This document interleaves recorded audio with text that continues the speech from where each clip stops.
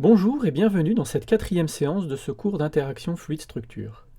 Alors que nous nous sommes concentrés jusqu'ici sur le cas d'un fluide au repos, nous allons enfin étudier les vibrations de structures sous écoulement. Nous allons commencer par reprendre l'analyse que nous avons faite lors de la première séance, où nous avions réussi à déterminer sous quelles conditions le fluide pouvait être considéré au repos. Le point de départ est la condition cinématique qui impose l'égalité des vitesses à l'interface entre le solide et un fluide en écoulement à la vitesse u0 à l'infini.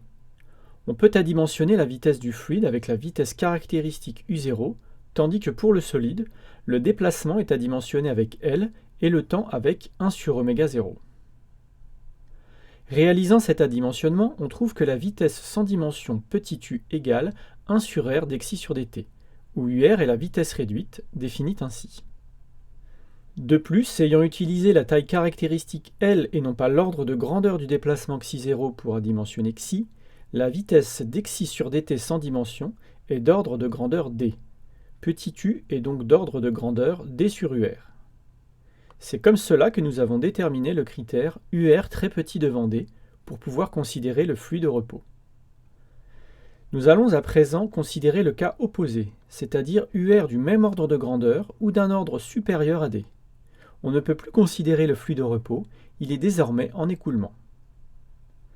Durant cette séance 4, nous allons faire une hypothèse beaucoup plus restrictive.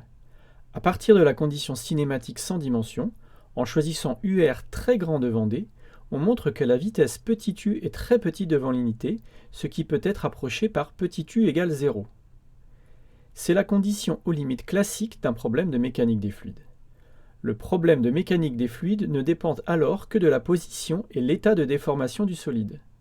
Cette approximation est appelée approximation quasi-statique. Nous verrons cela au cours de la vidéo 4.3. Si l'hypothèse de vitesse réduite très grande devant D n'est pas satisfaite, nous pouvons étudier une autre hypothèse, moins restrictive. Pour l'introduire, il faut tout d'abord dériver une fois la condition cinématique par rapport au temps. Une fois dimensionnée, elle s'écrit du sur dt égale 1 sur ur carré d de xi sur dt2. d de xi sur dt2 est aussi d'ordre d. Si l'on considère donc ur au carré grand devant d, la condition cinématique indique que du sur dt est très petit devant l'unité. Le solide est donc considéré comme étant de vitesse constante à l'interface. Cette approximation est appelée approximation pseudostatique. Nous verrons dans la vidéo 4.4 que si des mouvements de corps solides sont considérés, on peut se placer dans le repère du solide en mouvement et obtenir un problème équivalent au cas quasi-statique.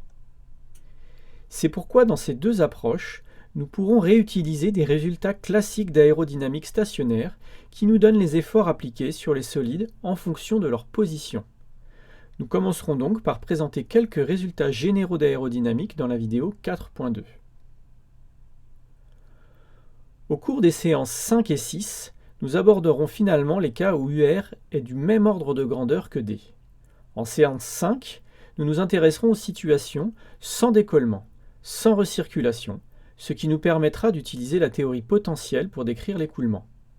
En séance 6, nous étudierons quelques cas où il n'est plus possible d'utiliser la théorie potentielle, la dynamique de l'écoulement étant dominée par des phénomènes d'instabilité, de décollement ou de dynamique tourbillonnaire. Mais revenons au cadre d'approximation de cette séance. UR très grand devant D et UR carré très grand devant D. Je vous donne rendez-vous dans la prochaine vidéo où nous ferons quelques rappels d'aérodynamique qui nous seront très utiles pour la suite.